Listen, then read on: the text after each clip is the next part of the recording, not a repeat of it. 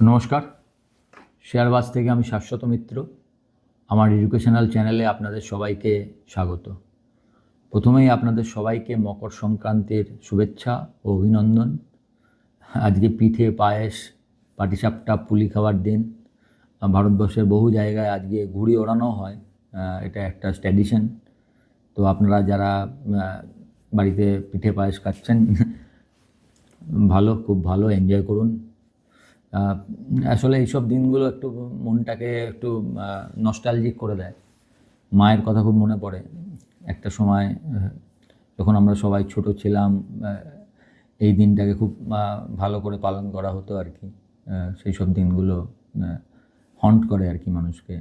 যাই হোক, part of the game, চলতেই থাকে আর কি জীবনে। যত আপনি বড় হবেন, অনেক কাছের লোককে হারাতে হয়। এগুলোকে সহ্য করেই আমাদের সবাইকে এগোতে হয়। তাই যতদিন আপনাদের মা বাবা আছে, যত পারেন ভালো করে যত্ন নিন। তারা যাতে আপনার সঙ্গে আরও বেশি দিন থাকে, সেই ব্যবস্থা করুন। এর থেকে আনন্দদায়ক মুহূর্ত জীবনে আর কিছু হতে পারে না। যাই হোক, মার্কেট দেখলেন, মার্কেট এমনিতে ল্যাকলাস্টার। যদি আপনি নিফটির দিকে তাকান, সেকেন্ড টাইম 700-র নিচে 665-তে বন্ধ হলো। খুব ক্রুশিয়াল লেভেল। ব্যাঙ্ক নিফটি যদিও এখনও 59,000 ভাঙেনি, একদিক দিয়ে একটু বাঁচোয়া। নিফটি উইক হয়ে গেছে due to Reliance and HDFC bank. ICICI ব্যাঙ্কও আজকে উইক হয়েছে। কিন্তু PSU bank super, with Union bank দুর্ধর্ষ রেজাল্ট। কিন্তু রেজাল্ট এতই ভালো হয়েছে, এটা মাথায় রাখবেন। আমি বলছি না আজকেই কিছু হবে। রেজাল্টটা এতই ভালো, মানে এত ভালো যে আপনার একটা কথা মনে হবে, এই এত ভালো কিছুর মধ্যে নেক্সট রেজাল্ট একে সারপাস করাটা খুব কঠিন। ফোর্থ কোয়ার্টার রেজাল্ট, এই রেজাল্টটাকে যদি আপনি স্ট্যান্ডার্ড ধরেন, একে আবার পেরিয়ে ওপরে যাওয়াটা কঠিন আর কি। আমি জানি না কি হবে, হতেই পারে কি আছে, কিন্তু এটা একটা সুপারব রেজাল্ট।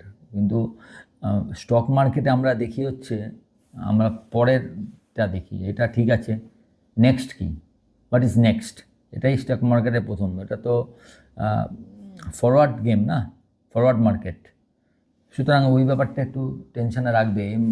এই কোয়ার্টারে ব্যাংকের যে রেজাল্ট আমি দেখছি, ইউনিয়ন ব্যাংক অ্যাবসোলুট জেম। আপাতত ঠিক আছে, কিন্তু এর পরে কি, এই উত্তরটা আপনাকে দেখতে হবে যে ব্যাংক কী বলছে, কি না বলছে, কি চায়, তার কি আইডিয়াস আছে। এইগুলো সব আপনাকে একটু এর সঙ্গে খেয়াল রাখতে হবে। আপাতত চিন্তার কিছু নেই। সেকেন্ডলি হচ্ছে মেটাল। What a run! আমার অল টাইম ফেভারিট একটা স্টক আজকে দারুণ রান করেছে, বেদান্ত।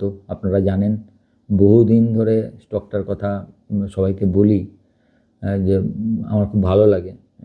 তো আজকে প্রায় 679.90 মনে হয় হাই, বন্ধ প্রায় 674-75 মনে হয় বন্ধ করেছে। দুটো নতুন ব্রোকারেজ সংস্থা কভারেজ দিয়েছে নতুন করে, এবং তারা এর টার্গেটটাকে বাড়িয়ে 680 থেকে করেছে 806 টাকা। বুঝতে পারছেন, একবারে প্রায় 22% ওপরে টার্গেট। 22 না 19% কি একটা দেখলাম, মোটামুটি 806 টাকা টার্গেট দিয়েছে, এবং বলেছে যে ভ্যালুয়েশন টিল নাও এখনও chip.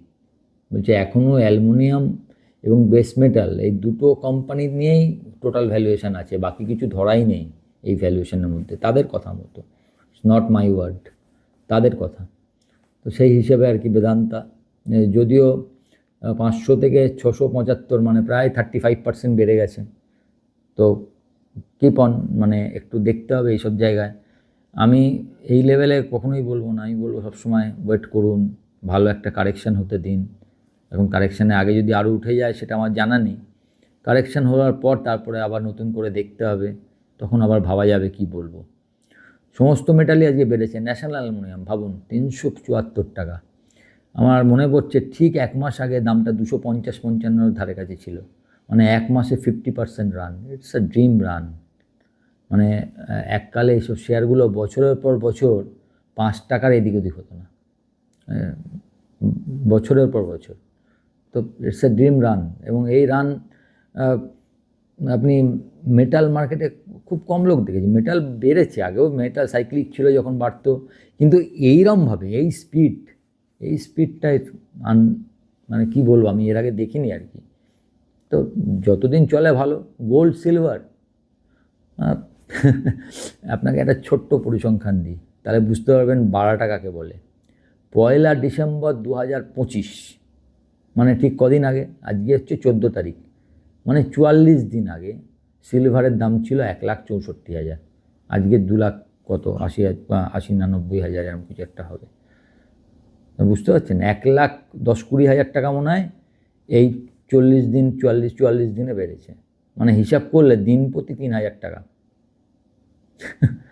Unbelievable run. Gold highest level 1,43,000, 1,44,000, ভাবা যায় এসব দাম।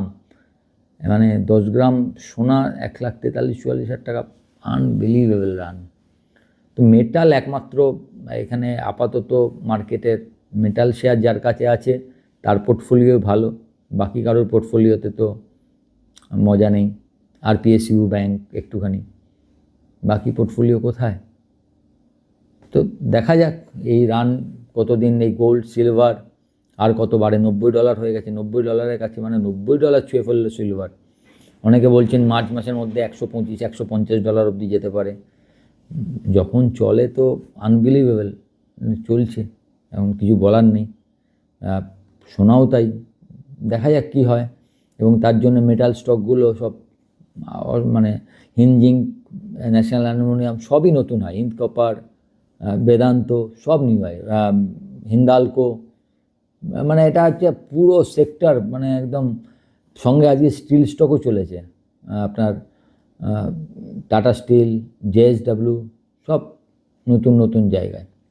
এই সেক্টরটা ভালো আছে, তবে কেন জানি না আরও বাড়তে পারে, অনেক বাড়তে পারে।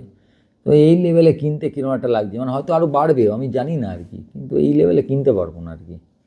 এটা একটা, আমি জানি না কি হচ্ছে, যে আরও অনেক চলতে পারে, তবে সাবধান থাকা ভালো। কারণ যদি এইসব আগে যদি নিয়ে না থাকেন, এইসব জায়গায় নেওয়া মানে রিস্কটা অনেক বেশি। রিস্ক এই মার্কেটে তো খালি তো রিস্কের হিসেব, রিস্ক রিওয়ার্ডটা খালি আপনাকে হিসাব করতে হয়, কী রিস্ক নিচ্ছেন তার এগেনস্টে কী রিওয়ার্ড হতে পারে। আমার মনে হয় এই লেভেলে রিস্কের পরিমাণটা বেশি হবে রিওয়ার্ডের থেকে। আমরা যখন আগে বলছিলাম তখন রিওয়ার্ডের চান্স বেশি ছিল, রিস্ক কম ছিল। যত দিন যাচ্ছে রিস্কটা হাই হয়ে যাচ্ছে। রিওয়ার্ড পেতেই পারেন, বাট রিস্ক ইজ হাই। তো লেটস সি হোয়াট হ্যাপেন। মার্কেটে দেখুন প্রচুর অনিশ্চয়তা। এখন আপনার দিকে যাই থাক, উল্টো দিকে একটা লোক একাই অনিশ্চয়তার দেবতা হয়ে দাঁড়িয়ে আছেন, ডোনাল্ড ট্রাম্প। কিছু বলার নেই, নিজেই সব কিছু ঠিক করছেন, নিজেই প্রতিদিন হাজার হাজার খবর দিচ্ছেন। কালকে একটা কথাতেই, একটা টুইটেই মার্কেট ঘাবড়ে গেছে, যে ইরানের জনগণকে বলেছেন তোমাদের পাশে আছি। ইরানকে বলেছেন যে তোমাকে বড় প্রাইস দিতে হবে জনগণের ওপর। কখনো বলছেন যে ভেনেজুয়েলার প্রেসিডেন্ট এখন আমি ঠিক করব ভেনেজুয়েলা কী করবে। শুনে বুঝতে পারছেন, একটা ভাবখানা এমন যে সারা পৃথিবীতে আমি যা বলবো তাই হবে। আবার আজকে দেখুন, আজকে ওদের রাতের বেলা, মানে এই যে আমরা এখন ভিডিও করছি, কালকে আমাদের কিন্তু বন্ধ, এটা মনে রাখবেন। 15 তারিখে মিউনিসিপ্যাল পোল আছে মুম্বাইতে, সেই হিসাবে বন্ধ। অলরেডি নিজেদের কোর্টকেও হুমকি দিয়ে রেখেছে, যদি আপনি আমার ট্যারিফ নিয়ে কিছু উল্টোপাল্টা করেন তাহলে কিন্তু আমেরিকা শেষ হয়ে যাবে। এটা বড় হুমকি, কিন্তু এরকম সাধারণত আমাদের দেশে হলে কন্টেম্পট অফ কোর্ট হয়ে যেত। আগে থেকে আপনি হুমকি দিচ্ছেন যে কিছু করবেন না, করলে আমেরিকা শেষ হয়ে যাবে, কিন্তু তার দায় আপনাদের নিতে হবে।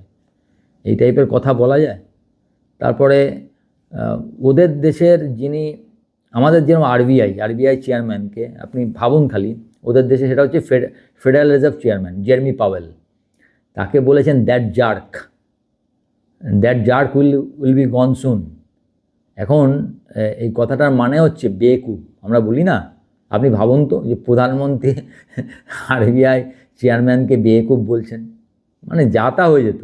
যা তা বলছেন, কী বলছেন কী বলেননি তার কোনো ঠিক নেই। মানে ও বোকা, স্টুপিড, ইডিয়েট, নালায়েক তো বলেছেনই, আর যে কি বলতে বাকি রেখেছেন একটা ফেডারেল রিজার্ভ চেয়ারম্যানকে, ভাবা যায় না। সুতরাং একটা লোকই সবার উপর ভারী হয়ে আছে। এখন পার্থক্যটা অন্য জায়গায়। ইরানের সঙ্গে গণ্ডগোল মানে কি জানেন, মানে মেঘের আড়াল থেকে চায়না এবং রাশিয়া দুজনেই কিন্তু থাকবে। ইরানে জানেন আপনারা, চায়না রাশিয়া ইরানের ঘনিষ্ঠ সহযোগী, এদিকে আমেরিকা ইসরায়েল। এবং ইরান কিন্তু ভেনেজুয়েলার মতো নয়। একটা ডিফারেন্স মাথায় রাখুন। ভেনেজুয়েলায় যখন আক্রমণ হলো তখন কিন্তু তেলের দাম বাড়েনি, উল্টে তেলের দাম পড়ে গেছিলো, $56 হয়ে গেছিলো। কারণ ভেনেজুয়েলায় যদিও প্রচুর অয়েল রিজার্ভ আছে, কিন্তু অয়েল তোলার মতো পরিকাঠামো সেরম নেই। আমরা টোটাল অয়েলে 1 বা 1.2% ভেনেজুয়েলা থেকে। ইরান কিন্তু তা নয়। ইরান হয়তো 9th লার্জেস্ট অয়েল রিজার্ভ, কিন্তু তেল প্রচুর ওঠে এবং তেলের দাম এবং ও যে যে জায়গাটা দিয়ে ইরান কন্ট্রোল করে আর কি, ওই জায়গাটা দিয়ে প্রচুর বাণিজ্য হয়, যে সমুদ্র পথটা দিয়ে ইরানের কন্ট্রোল আছে। তো সেই সব জায়গাগুলো যদি কোনো ডিস্টার্ব হয়, অয়েলে কিন্তু বড় ডিস্টার্ব হতে পারে। অয়েলের ডিস্টার্ব হওয়া মানে কি, সেই জন্য দেখুন অলরেডি অয়েল কিন্তু আগের দিন 4% বেড়ে $65 ওপর চলে গেছে, $65। আপনাদের মনে থাকবে আগের বছরের শেষের দিকে একদম আমি বলেছিলাম যে 26-এর জন্য আমি অয়েলে পজিটিভ, অয়েলটা $75 থেকে $85 হতে পারে। এবং যারা আমার টেলিগ্রাম চ্যানেলের সঙ্গে যুক্ত তারা জানেন জানুয়ারি মাসের প্রথম হিসাবে একটা থিম হিসাবে আমি oil and gas PSU theme হিসাবে গেল কিনতে বলেছিলাম আর ওএনজিসি কিনতে বলেছিলাম সারা বছর শেষে দেখা যাবে কি হলো। ওএনজিসি আমি যে দামে বলেছিলাম 235, তারপর 231-32 এসেছিল লো, সেখান থেকে আজকে 251 হাই করেছে, মানে অলরেডি প্রায় 6% রিটার্ন, 6-7% রিটার্ন ওএনজিসিতে হয়ে গেল এই কদিনে, 14 দিনও পেরোয়নি। তাই ব্যাপারটা কি, ইরানের উপর আক্রমণ হলে অয়েল কিন্তু আরও শ্যুট আপ হতে পারে, মানে এখান থেকে আরও $5-10 অয়েল বাড়াটা স্বাভাবিক হয়ে যাবে যদি ইরানের ওপর আক্রমণ হয়। কারণ ইরানের ওপর আক্রমণ হলে সে আক্রমণটা একতরফা ভেনেজুয়েলার মতো হবে বলে আমার মনে হয় না। ইরান নিজেও শক্তিশালী এবং ইরানকে হেল্প করবার জন্য যদি অন্য দিক থেকে রাশিয়া বা চীন কিছু করে, সেটা কিন্তু একটা বড় প্রবলেমের ক্রিয়েট হবে। যদিও উনি হুমকি দিয়ে রেখেছেন কেউ কিছু করলে দেখে নেবো অমুক তমুক। প্রথম কথা হচ্ছে এই যে ন্যাটোকে বলেছেন, যে ন্যাটোকে আমি দেখি আগের দিন যেটা নিয়ে আপনাদের সঙ্গে আলোচনা করছিলাম, এতে কি হচ্ছে বলুন তো, একটা প্রেসিডেন্স তৈরি হচ্ছে, যার ক্ষমতা আছে সে যা খুশি করতে পারে। উনি সেটা তৈরি করছেন, উনি নিজেই বলছেন। গ্রিনল্যান্ড নিয়ে অলরেডি দেখেছেন যে সমস্ত ইউরোপিয়ান দেশ এক হয়েছে গ্রিনল্যান্ড যাতে কেউ না নিতে পারে। আবার উনি উল্টো কথা বলছেন, উনি বলছেন গ্রিনল্যান্ড আমি না নিলে রাশিয়া বা চীন নেবে, সেটা আমি হতে দিতে পারি না, আমি সেই ভালোর জন্যই তাই নিচ্ছি।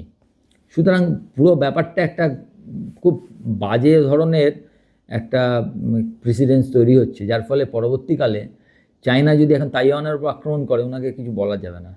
আপনি করেছেন, আমিও করেছি, একইভাবে ভারতের কাছে সুযোগ থাকবে পিওকে নেবার, তুমি করেছো আমি করেছি, এইরকম ব্যাপার স্যাপার তৈরি হচ্ছে আর কি।